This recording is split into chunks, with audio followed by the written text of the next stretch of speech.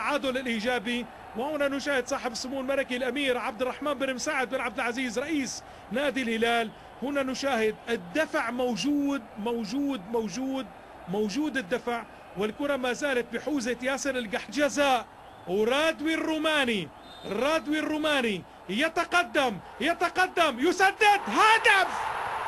الهلال يتقدم بهدفين لهدف، وعبد الرحمن بن مساعد يشكر الله ويرفع يديه إلى السماء، والجمهور الهلالي يصفق ويرفع يديه ويصفق.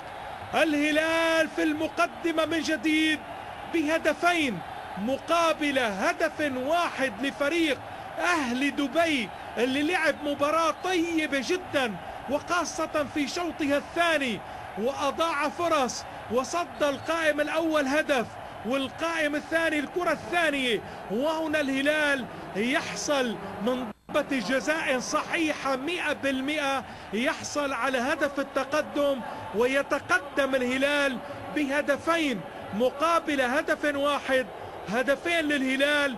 وكما نشاهد دقيقة ونصف فقط على نهاية الخمس دقائق، الوقت البدل الضائع لزمن الشوط الثاني من هذه المباراة. هدفين مقابل هدف واحد، نتيجة مثيرة ودراماتيكية. ورادوي يسدد كرة بهدوء أعصاب. الحارس يختار زاوية، وهو يختار أن يسددها إلى زاوية أخرى، وهدف ثاني لفريق الهلال